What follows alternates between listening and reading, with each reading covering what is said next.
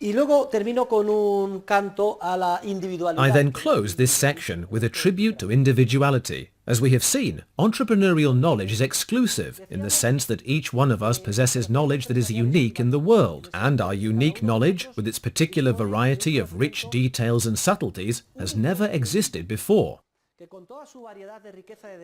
nor does it exist anywhere else now.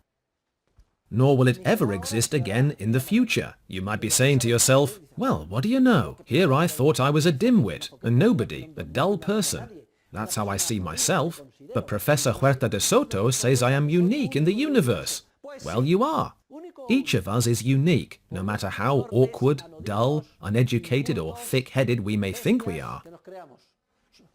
Hasta las personas más limitadas. Even the most limited people, those who possess the least articulate knowledge, can contribute to the entrepreneurial process in a way that is decisive of the historical development of humanity. I remember there used to be a TV show called LA Law. Have any of you ever watched it? I will never forget that an intellectually disabled person worked in the office. Perhaps he had Down syndrome. He was very large and rather awkward, and he worked there in the office. As you know, political correctness and quotas, etc. are very important to Americans. That's all fine. I have no problem with it. So this man worked at the law firm.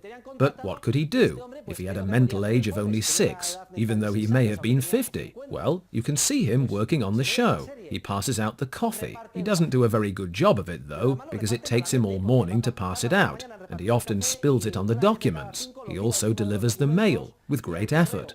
Well, even he could have a flash of entrepreneurial creativity that would change the history of the world. And his delivering a letter on time or not, or his spilling coffee at a certain moment, could change the world. Think about it. This should be a source of joy and optimism, because even the people society tends to value least, or indeed to overlook, have their capacity to contribute entrepreneurial creativity to the process of the social universe.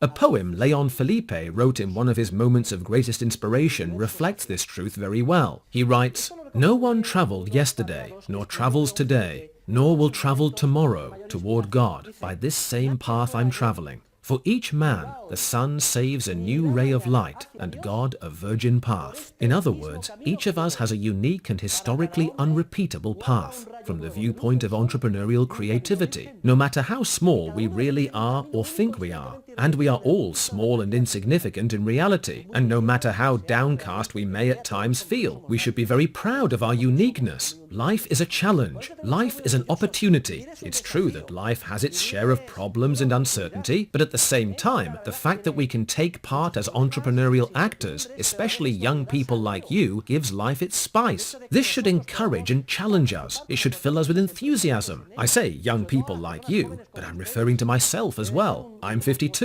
Youth is really an attitude, a creative, entrepreneurial, enthusiastic, optimistic attitude. To be young is to say to ourselves, what a privilege it is to be able to act entrepreneurially in the context of our lives. It's a privilege to be acting now. It's a privilege to be here in class, isn't it? Am I right? Today, Tuesday, October the 27th, 2009, there's nothing better than to be here philosophizing about the privilege it is, about how simply awesome it is to be a man or a woman and to act. We should all be delighted. We're all raring to go, right? We're all going to leave class today full of energy and enthusiasm, are we not? Yes or no? In his work El Greco y Toledo, Gregorio Maranon writes, "Each living person, even the most humble, creates merely by being alive. Even the most humble, even a person who lives by blind faith alone, creates merely by being alive."